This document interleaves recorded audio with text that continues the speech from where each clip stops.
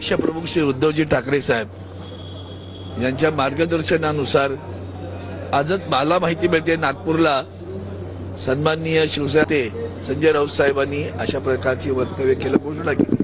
आणि मला असं वाटतं की आम्हा सर्व शिवसैनिकांचं पण तेच मत आहे आता की पक्ष म्हटला की पक्षाचे कार्यकर्ते, त्या कार्यकर्त्यांना संधीच मिळत नाही. आता ह्या सगळ्या गोष्टींमध्ये कुठलंही मागचं एकमेकावर कुरघोडी करणं किंवा टीका करणं हे काही संबंध नाही या विषयाचा. शिवसेना आदरणीय उद्धवजी ठाकरे साहेबांच्या नेतृत्वाखाली भरभक्कमपणे उभी आहे आणि ती एकाकी लढल्याशिवाय तिची ताकदही कळणार नाही आणि लोकांनाही ज्या संभ्रमात सगळे लोक टाकत असतात त्याचा निश्चितपणे मार्ग निघेल.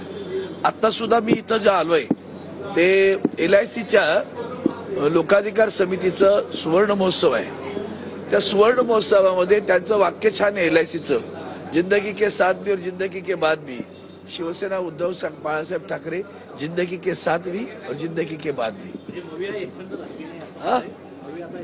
असं त्याचा अर्थ नाहीये. प्रश्न असा आहे की लोकसभा आणि विधानसभेला त्याची आवश्यकता, लोकसभेत खास आवश्यकता होती, विधानसभेलाही तशी आवश्यकता होती. आता जर आपल्या पक्षाच्या कार्यकर्त्यांना संधी कुठे देऊ शकतो आपण, तर महानगरपालिका, जिल्हा परिषदा, नगरपंचायती. आता या ठिकाणी संदर्भ द्यायचं असेल तर तुम्ही जर पुन्हा हे तेंगडत करत बसला तर त्याचं निराकरण होत नाही, वेळेवर होत नाहीत. त्यापेक्षा स्वावलंबने उभं राहावं, एकटं लढावं. आणि मला वाटतं संजय राऊत साहेबांनी आज ती जी घोषणा केली आहे ती निश्चितपणे स्वागतार्ह आहे. नाही, संबंध तो नाहीये. त्याच्या पूर्वीपासून हा विचार बरेच दिवस सुरू आहे. कारण हे सगळ्यामध्ये घोळात घोळ. मग आमच्याकडे काही लोक तर असं स्पष्टपणे म्हणत असतात शिवसैनिक, एकटे लढलो असतो तरी 20 पेक्षा अधिक आलो असतो. विसरू नका, उद्धवजी ठाकरे साहेब एकटे होते, युती तुटली होती आणि त्यानंतर उद्धवजी साहेबांच्या नेतृत्वाखाली 63 आमदार कुणी बरोबर नव्हतं. हे आठवटे जानकर जे होते तेही सोबत सोडून गेले होते. 63 आमदार या विधानसभेमध्ये त्यांच्या एकट्याच्या नेतृत्वाखाली आले होते. तो अनुभव गाठीशी आहे. तो लक्षात घेता शिवसेना निश्चितपणे लोकांच्या मनामध्ये आदरणीय उद्धवजींबद्दलची प्रचंड सद्भावना आहे आणि काही शंका त्यांच्या असतात तर त्या शंकांचं निरसन एकटं लढलं का आपोआप होऊन जातं.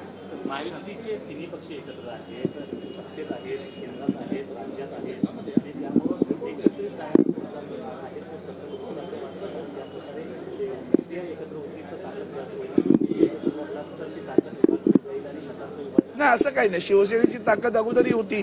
शिवसेना महापालिकेवर जवळजवळ किती वर्ष, 85 पासून तर अधिराज्य करते शिवसेना. तेव्हा कुठे आम्ही एकत्र होतो? तेव्हाही नव्हतो ना. एकाच वेळेला भाजपाबरोबर युती झाली, ती झाली नाही बऱ्याच वेळेला. ठीक आहे ना.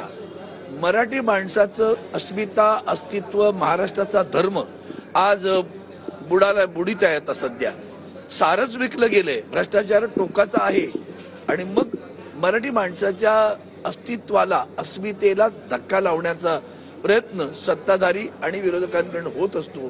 त्याला आव्हान देण्याची गरज आहे आणि ते आता महापालिकेच्या निवडणुकीत मराठी माणसांची एकता दाखवणं, महाराष्ट्र धर्म दाखवणं, त्यासाठी निवडणूक